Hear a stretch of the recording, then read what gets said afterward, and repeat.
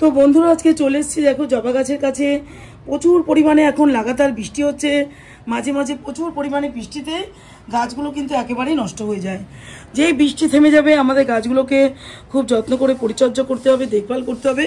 তার জন্য তোমাদের কাছে আজকে নিয়ে এসেছি গাছের একটা অমৃত জিনিস, যাতে প্রত্যেকটা জবা গাছ আমাদের দেখো সুন্দর সুরক্ষিত থাকে, গাছের পাতাগুলো যাতে নষ্ট না হয়, মিলিবাগে আক্রান্ত না হয়।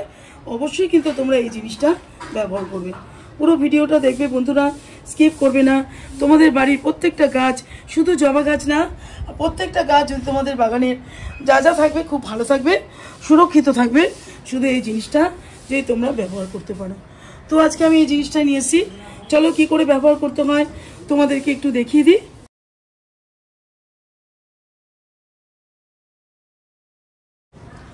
বন্ধুরা আজকে চলে এসেছি একটা জবা গাছের কাছে। দেখো জবা গাছগুলো আমার এখানে পরপর রেখেছি, আর এখানে দেখতে পারবে দেখো এইভাবে নাড়াচ্ছি, কত পিঁপড়ে দেখো এখানে হাঁটাচলা করে বেরোচ্ছে। ফুলের মধ্যে সব পিঁপড়ে, এই যে এটাতেও দেখো কত সুন্দর ফুল ফুটেছে, কিন্তু দেখো ভর্তি এর মধ্যে পিঁপড়ে রয়েছে। তো এই পিঁপড়ে যদি হয় তাহলেই কিন্তু আমাদের বুঝে নিতে হবে যে গাছের মধ্যে কিন্তু মিলিবাগ অ্যাটাক করবে। এই পিঁপড়েগুলোই কিন্তু মিলিবাগগুলোকে বয়ে নিয়ে আসে বন্ধুরা, সমস্ত পুরো গাছের মধ্যে ছেয়ে দেয়। আর যদি মিলিবাগ অ্যাটাক করে তাহলে কিন্তু একটাও ফুল আমাদের এইভাবে গাছে ফুটবে না বন্ধুরা, সমস্ত কুড়িগুলো ঝরে পড়ে যাবে আর গাছকেও পুরো খারাপ করে দেবে। এই একটা কুড়ি থেকেও কিন্তু আমরা ফুল নিতে পারবো না। প্রত্যেকটা ডালের মধ্যে আমি আজকে দেখতে পাচ্ছি পিঁপড়ের আনাগোনা হচ্ছে। ওই পাশে তোমাদের গাছটা দেখাই, দেখো কিভাবে পিঁপড়ে এর মধ্যে আনাগোনা করছে। দেখো এই যে নাড়ালে বুঝতে পারবে, এই দেখো এই যে পিঁপড়ের আবির্ভাব ঘটে গেছে। তো গাছটা দেখো আমার কত সুন্দর রয়েছে, কিন্তু এই পিঁপড়ে মিলিবাগগুলোকে বয়ে নিয়ে আসবে। কাজে কাজে কি করব, এই মিলিবাগ কিন্তু অবশ্যই আমাদেরকে তাড়াতে হবে, না হলে কিন্তু গাছ আমরা এইভাবে সুন্দর করে রাখতে পারবো না বন্ধুরা, আর আমরা গাছ থেকে একটা ফুলও নিতে পারবো না। যে ফুলটা দেখো বন্ধুরা নাড়া দিয়েছি, তো কিভাবে দেখো পিঁপড়েগুলো এখানে ধরেছে। তো এই পিঁপড়েগুলোই আজকে আমি তাড়ানোর ব্যবস্থা করব, তোমাদের সাথে শেয়ার করব যে আমরা কি করে এই পিঁপড়েগুলোকে তাড়িয়ে সুন্দর করে গাছকে সুরক্ষিত করতে পারি, গাছকে সবুজ রাখতে পারি, আর প্রত্যেকটা ডাল থেকে আমরা ফুল ভালো করে পেতে পারি। তো বন্ধুরা দেখো আমি তোমাদের কাছে অনেকবার জবা গাছ শেয়ার করেছি। দেখো একটা জবা গাছ থেকে কিন্তু প্রত্যেক দিন আমি এইভাবে ফুল নিতে পারি। গাছকে খুব সুন্দর করে এই জন্য আমি রাখি, একটা পিঁপড়ে বা কেঁচো যাতে মাটির মধ্যে বাসা বাঁধতে না পারে সেই ব্যবস্থাগুলো আমি অতি অবশ্যই করি। ফাঙ্গিসাইড দিই, নিয়মিত পোকার ওষুধ দিই। আর যে মিলিবাগ এই সময়টা যে বৃষ্টি চলে গেছে বন্ধুরা, এই সময় কিন্তু গাছেদের আমাদের খুব ভালো করে খেয়াল করতে হবে, না হলে কিন্তু গাছকে তোমরা দেখো একটা টবের গাছ, এটা পুনে ভ্যারাইটির একটা জবা গাছ, এই একটা জবা গাছ খুব সুন্দর রয়েছে, কিন্তু গাছগুলো তোমাদের সাথে সেই গাছগুলো আমি শেয়ার করছি। একটা গাছে কিন্তু পোকা বা পাতা খাওয়া বা পচে যাওয়া পাতা একটাও নেই।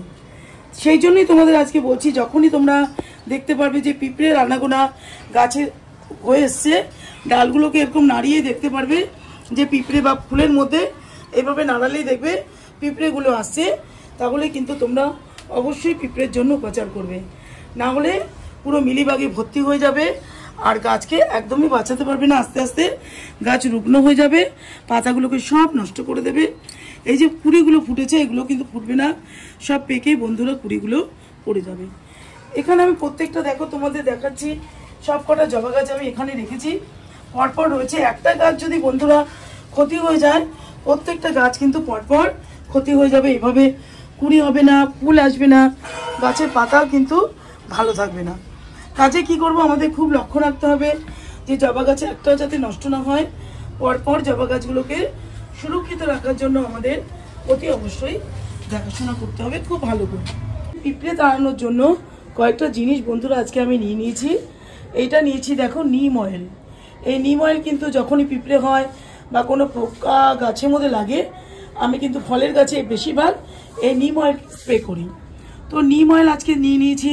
যাদের কাছে নিম অয়েল থাকবে না তারা কিন্তু খুব সহজ উপায়ে বাড়িতে যদি পাড়ায় কোনো নিম গাছ থাকে, তাহলে তোমরা কিন্তু নিম পাতা বেশ কয়েকটা নিয়ে খুব ভালো করে ফুটিয়ে ঠান্ডা করে তোমরা এই নিম অয়েলটা বা নিমের জলটা বানাতে পারো। তো আমার কাছে নেই বা আমার নিম পাতা জোগাড় করারও মতো পরিস্থিতি নেই, তাই বন্ধুরা আমি নিম অয়েলটাই ইউজ করব। তো নিম অয়েল আমি নিয়ে নিয়েছি, দেখো হলুদটা বন্ধুরা নিয়ে নিয়েছি রান্নাঘরের। তো এটাই কেন দেবো গাছের মধ্যে, এটা যদি দিই তাহলে কিন্তু খুব ভালো থাকবে গাছের পাতা এবং টবের মাটি। এর মধ্যে অ্যান্টিব্যাকটেরিয়াল প্রপার্টি আছে, গাছের মাটিকে কখনো নষ্ট হতে দেয় না, প্লাস গাছের পাতাকে। তো এই নিম অয়েলের সাথে আমি কিছুটা হলুদ নিয়ে এসেছি, প্রায় বড় চামচের 1 চামচের মতো বন্ধুরা হলুদ নিয়ে এসেছি, সেই হলুদটা আমি দিয়ে দেবো। আর আমি নিয়েছি এখানে যেটা আমরা হাত ধুই ডিটারজেন্ট ডেটল হ্যান্ড ওয়াশ। তো এটা যাতে নিম অয়েলটা সুন্দর করে গুলে যায় সেই জন্য আমি এই হ্যান্ড ওয়াশটা এর সাথে মিশিয়ে দেবো। তো বন্ধুরা দেখো আমি এখানে 1 লিটার জল নিয়ে নিয়েছি।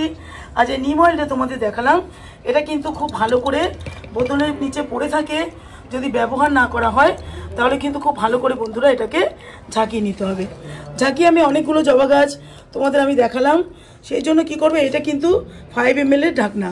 তো এটা আমি 2 ঢাকনা এই 1 লিটার জলের জন্য নিয়ে নেবো। দেখো এই একটা নিয়ে নিলাম, আরেকটা এই 2 ঢাকনা পুরো 10 ml এর মতো আমি নিম অয়েল নিয়ে নিলাম। নিয়ে এবারে কি করব, যে হ্যান্ড ওয়াশটা আছে সেটা খানিকটা প্রায় বড় চামচের 1 চামচের মতো এটা একটা আইডিয়া করে আমি এখানে দিয়ে দিলাম বন্ধুরা। তার সাথে যে আমি বড় চামচের 1 চামচ হলুদ নিয়েছি, সেই হলুদটাও আমি খুব ভালো করে দেখো এর মধ্যে দিয়ে দেবো। পুরো হলুদটা আমি মেপে নিয়ে এসেছি, তো আমি খুব ভালো করে এর মধ্যে হলুদটা দিয়ে দিলাম। খুব ভালো করে পুরো হলুদটাকে আমি দিয়ে দিয়েছি। 3টে জিনিস আমি এর মধ্যে দিয়েছি, দিয়ে এবারে খুব ভালো করে এটাকে নেড়ে নেব। এই যে নিম অয়েলটা রয়েছে এটা যাতে খুব ভালো করে প্রত্যেকটা জিনিসের সাথে মিশে যায়, তো এটাকে খুব সুন্দর করে মেশাতে হবে। প্রায় 2-3 মিনিটের মতো এটাকে খুব ভালো করে মিশিয়ে নিয়ে তারপর আমি বোতলে ভরে পুরো গাছকে স্প্রে করে দেবো। বন্ধুরা দেখো আমি 1 লিটার এখানে গুলিয়ে আমি এই বোতলের মধ্যে ঢেলে নিচ্ছি। এটা আমার সুবিধা হয়, আমার যে স্পেয়ারটা আছে এটা অনেক বড় 8 লিটারের, ওটা অনেক অসুবিধা হয় আর প্রচুর পরিমাণে ওটার জিনিসটা ধরে। এই জন্যই আমি এই ছোট বোতলে যখনই আমার গাছের পাতাতে কিছু স্প্রে করা থাকে তখনই খুব ভালো করে দেখো এখানে ফুটো করে নিয়েছি, আর এটা আমার দিতেও খুব সুবিধা হয়। তো এটা আমি দেখো কিভাবে দেব, ভালো করে এইভাবে প্রত্যেকটা গাছের পাতাতে পাতাতে দিতে থাকবো। দিলে একটা গাছের মধ্যে দেখবে কালকে সকাল থেকে একটা গাছের মধ্যে কোনো পিঁপড়ে এর মধ্যে থাকবে না, খুব সুন্দর সুরক্ষিত থাকবে পুরোটা গাছ। এই যে প্রত্যেকটা গাছ বন্ধুরা তোমাদের দেখাচ্ছি, প্রত্যেকটা গাছে কিন্তু খুব ভালো করে বন্ধুরা এটা দিতে হবে। দেখো এই দেখো পাতার পেছনে যেই নাড়ছি সমানে পিঁপড়ে আনাগোনা চলছে। খুব ভালো করে প্রত্যেকটা গাছের ডালে ডালে বন্ধুরা আমি স্প্রে করে দেব। ফুলের কুড়ি ভাগ ডালটাকে দেখো এইভাবে পেছনে উল্টোপিট করেও কিন্তু দেবে, কেননা পাতার পেছনে কিন্তু পোকারা ডিম পাড়ে। সবসময় পাতা উল্টে দেখবে, দেখবে পাতার পেছনে অনেক ধরনের পোকা থাকে, কাজেই পাতার পেছনে বেশি করে তোমরা এগুলো দেবে। খুব ভালো করে এটাকে নেড়ে নেব, মাঝে মাঝে নেড়ে নিয়ে প্রত্যেকটা জবা গাছ বন্ধুরা আমার এখানে রয়েছে, প্রত্যেকটা জবা গাছের মধ্যে আমি দিয়ে দেবো।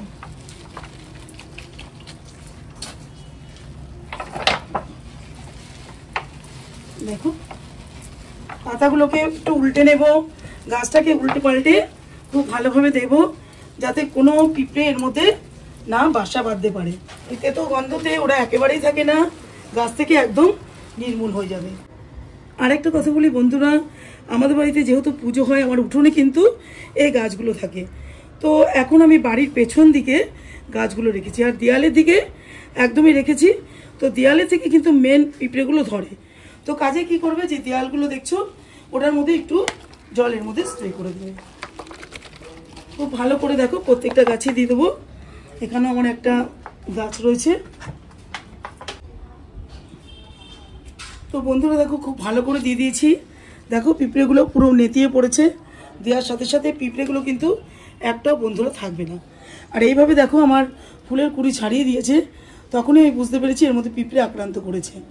এই যে এখানে যে ভাঁজগুলো দেখতে পাচ্ছ, এই ভাঁজের মধ্যে কিন্তু পোকারা পিঁপড়েরা বাসা বাঁধে। কাজে যে জিনিসটা তোমাদের সাথে আজকে আমি শেয়ার করলাম বন্ধুরা, গাছে কিন্তু বৃষ্টির পরে অবশ্যই এরকম 1 লিটার জল নিয়ে যে জিনিসটা আমি দেখালাম প্রত্যেকটা গাছের পাতাতে পেছন দিকে স্প্রে করে দেবে।